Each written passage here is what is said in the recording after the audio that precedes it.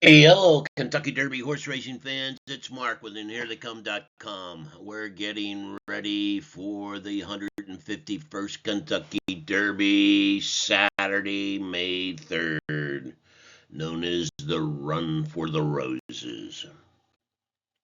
What we've been doing is putting together a series of videos on YouTube, reviewing the impact that each of the big 6 point prep races, the 100 point prep races.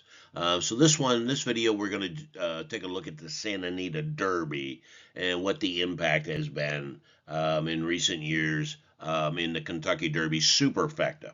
So we know how much consideration do we want to give these runners, and where do we want to use them in the Superfecta. First, we'll take a look at the winners and how they performed in the Kentucky Derby. This year, the winner's journalism, who looks like she's going to be the favorite come Kentucky Derby Day, is a nice horse and comes on late, and which has been winning the last few Kentucky Derbies as a running style. But we don't know yet. 20 horse field, anything can happen. Last year it was Stronghold. He ran seventh in the Kentucky Derby, an okay race, but didn't hit the board. 23 was Practical Move, did not run. Taba, 22, finished 12th. Rock Your World in 21 finished 17th. Honor AP in 2020, that was the COVID year when the Derby was run late in the year, he actually finished fourth in the Kentucky Derby. Roadster finished 16th in 19. 2018, it was Justify who won the Santa Anita Derby and went on to win the Triple Crown. He won as the favorite Kentucky Derby, paid $7.80. Gormley in 2017 finished ninth. Exaggerator in 2016 actually finished second in the Kentucky Derby. So in the very recent years, last several years, have no impact. A lot of that has had to do with Bob Baffert being shut out of participating in the Kentucky Derby for the last 3 years. Baffert has won 5 Kentucky Derbies.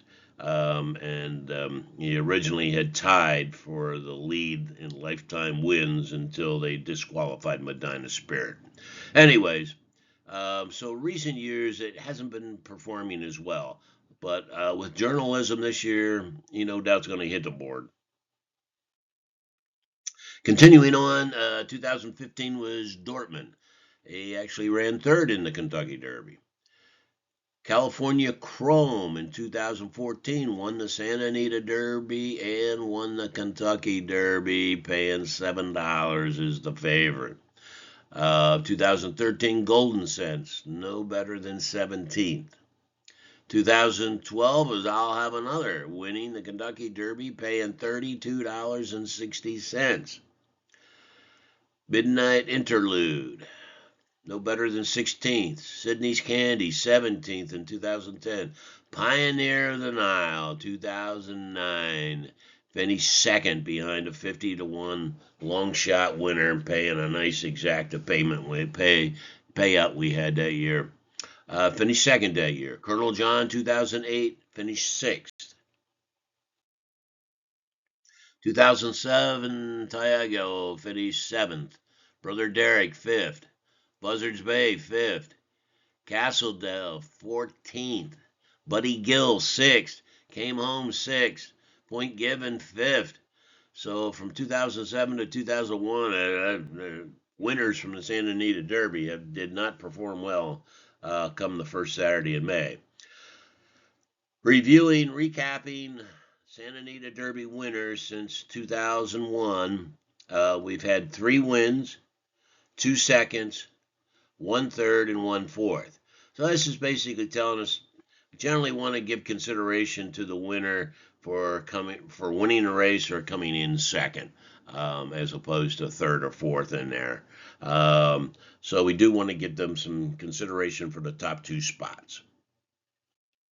Now let's look at all runners coming out of the Santa Anita Derby and how they performed in the Kentucky Derby and their impact in the Superfecta. So 24, 23, and 22, absolutely no impact in the Superfecta. Again, that's because we didn't have Bob Baffert trained runners in those 3 years. 2021, the runner-up in the Santa Anita Derby won the Kentucky Derby at 12-1 odds. There was no other impact. 2020, the runner-up in the Santa Anita Derby won. That was authentic. Won the race at 8-1 odds. And the winner coming out of the Santa Anita Derby that year finished fourth in the Kentucky Derby at 7-1 odds. So runners from the Santa Anita Derby in 2020 took up 2 of the 4 spots of the Superfecta. 2019, no impact. 2018, the winner won the Kentucky Derby at 5-2 odds, and the 4th place runner hit the bottom of the Superfecta that year at odds of 85-1. So the top and the bottom spots of the Superfecta were taken down by runners coming out of the Santa Anita Derby. 2017, the runner-up that year ran 3rd in the Kentucky Derby at 40-1 odds. 2016, the winner ran 2nd at 5-1 odds. 2015, the winner ran 3rd at 4-1 odds. So you can see there from 2021 to 2015, the impact has been numerous in those years. 2014, the winner won at 5-2 odds. No impact in 2013. 2012, the winner of the Santa Anita Derby won the Kentucky Derby at 15-1 odds. I'll have another.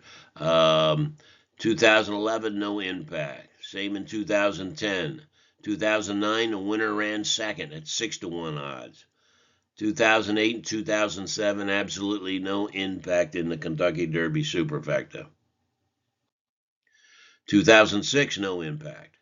2005, the 4th place runner in the Santa Anita Derby that year won the Kentucky Derby 50-1 odds. That was Giacomo. 2004, the runner-up that year ran 3rd in the Kentucky Derby at 11-1 odds. 2003, 2002, 2001, and 2000, absolutely no impact in the Kentucky Derby Superfecta that year. So the impact there were 6 wins, kind of garbled up here.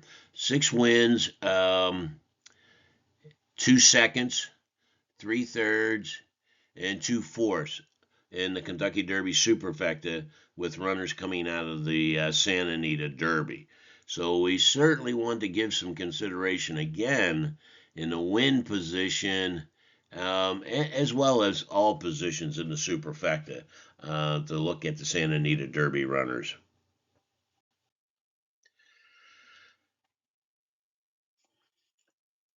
Three wins in the last 25 Kentucky Derbies out of the Santa Anita Derby winners. And 2 additional ones ran 2nd in the last 25 years. 1 ran 3rd and 1 ran 4th. So the winner coming out of the Santa Anita Derby has had a fair amount of success in the Kentucky Derby Superfecta, especially in the top 2 positions. 7 of the last 13 Kentucky Derby winners were California-based runners. So don't forget that. So that is good for journalism, setting up for journalism, absolutely. Runners coming in from the Santa Anita Derby this year is journalism, and there's a possibility that Besa may get in. He's on the outside looking in. He needs a couple of defections in order to get in, but that looks like that's going to be it. Journalism won the Santa Anita Derby as the even odds favorite, paying $4. Has a 22.5 points on the leaderboard, and he is 2 for 2 this year in races. So he's undefeated this year in 2 races. Besa Base 3 races, got a win and 2/3. As I said, he made a great effort finishing second in the Santa Anita Derby. It went off at 14-1 odds, paid 620 for the place position. Unfortunately, he only has 37.5 points.